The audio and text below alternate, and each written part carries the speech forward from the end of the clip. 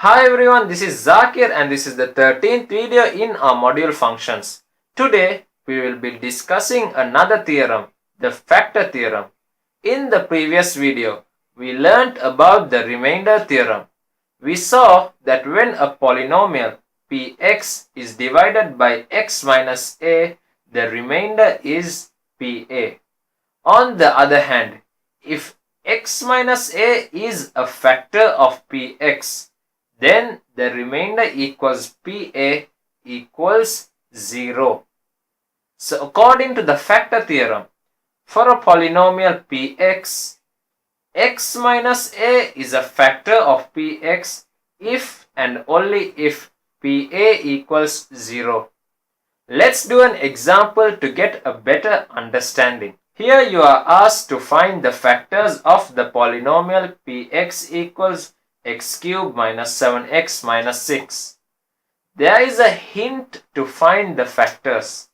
Notice that the constant here is minus 6. So this means that a must also be a factor of minus 6. So this means that the only possible values for a are plus or minus 1 or plus or minus 2 or plus or minus 3 or plus or minus 6. So now what we do is we substitute these values into px such that pa equals 0. So when x equals 1, p1 will be 1 cube minus 7 into 1 minus 6. This gives us minus 12.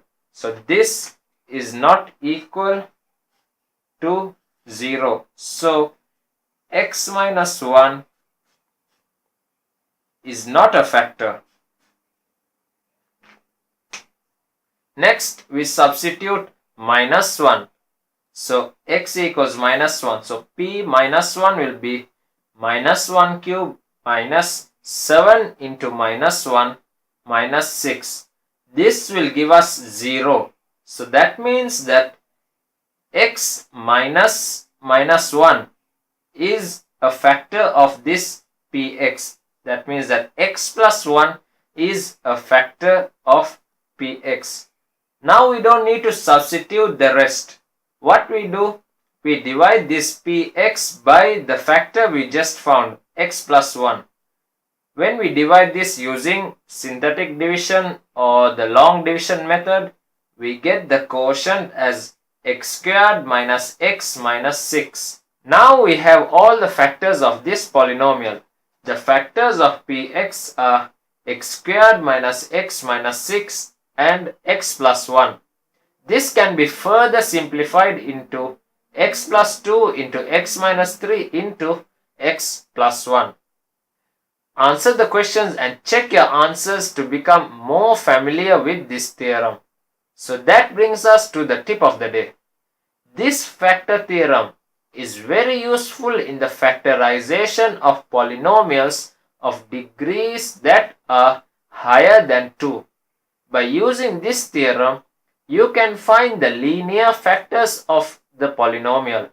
Remember to look at the degree of the polynomial to make sure that you have found all the factors of the polynomial. For example, let's take the previous example that we just completed. The polynomial is of degree 3. And finally we found 3 linear factors. When we multiply x with x with x, we get x cubed. So this means that we have obtained all the factors and need not worry anymore. With that, we wrap up this video. Share this video to your friends or to anyone who will benefit from this video.